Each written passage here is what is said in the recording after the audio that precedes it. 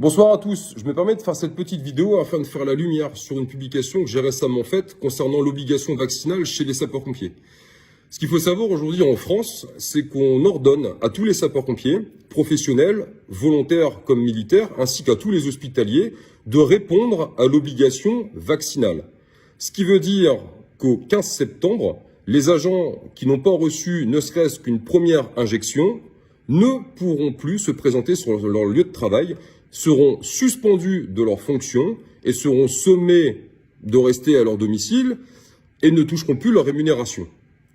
La vraie question qu'on se pose, c'est pourquoi nous devons répondre à cette obligation vaccinale, sachant très bien qu'une personne vaccinée, voire même doublement vaccinée, peut attraper le Covid et peut le transmettre à n'importe qui. Et la réponse première qui nous a été donnée, c'est « mais comme vous travaillez auprès de personnes vulnérables, vaccination, pas le choix, c'est comme ça ».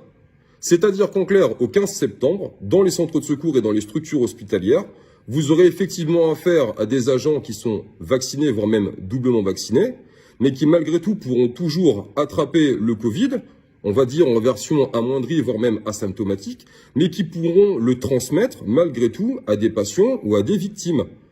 Donc, quel est le gain de cette obligation, hormis semer la zizanie au niveau des centres hospitaliers et des centres de secours? Parce que vous pensez bien qu'au 15 septembre, quand on aura sommé une majorité, ou du moins une partie des agents à rester à leur domicile sans rémunération, en sachant très bien que régulièrement en centre hospitalier, au niveau personnel, on est à flux tendu au même titre que dans les centres de secours, on va désorganiser le système de secours et désorganiser le système hospitalier en pleine pandémie, pour répondre à une obligation vaccinale qui au final servira à quoi? À pas grand-chose.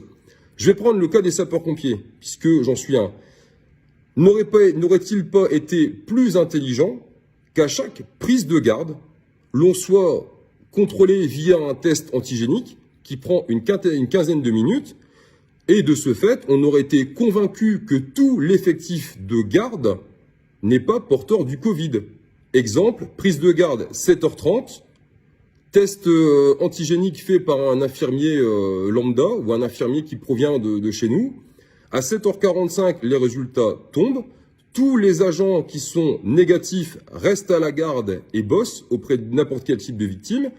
Et les personnels qui seraient potentiellement positifs vont consulter leur médecin traitant et retournent à leur domicile.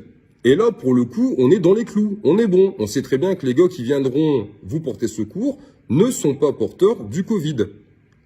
Donc, pourquoi cette obligation vaccinale? L'idée, au final de tout ça, c'est qu'au 15 septembre, il va y avoir des soucis. Alors, je le souhaite pas, parce que ça sera catastrophique pour tout le monde. Mais on aura potentiellement des troubles d'effectifs chez les sapeurs-pompiers, comme chez les hospitaliers. Le comble dans cette histoire, c'est que nombreux sont les sapeurs-pompiers, et j'en fais partie, et nombreux sont les hospitaliers qui ont fait le Covid. Parce que nous, on était en première ligne. Et moi, j'ai fait le Covid. Et j'ai fait une sérologie au même titre que d'autres collègues il y a de ça une semaine, et j'ai toujours une immunité naturelle face au Covid. C'est-à-dire qu'aujourd'hui, et c'est malheureusement mon cas, je refuse la vaccination. Après, chacun est libre de se faire vacciner ou pas, je reviendrai pas là-dessus, mais je refuse de répondre à la vaccination. Et une des raisons pour lesquelles je refuse de le faire, c'est parce que j'ai toujours une immunité naturelle face au Covid.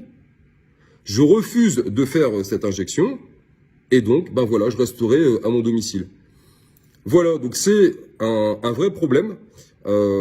J'espère qu'à partir du 15 septembre, il y aura encore suffisamment d'effectifs pour répondre aux missions premières, que ce soit des missions de secours à personne, des missions incendie, et quand les structures hospitalières ils vont réussir à gérer le flux de patients qui arrivera soit en urgence commune ou soit en urgence Covid.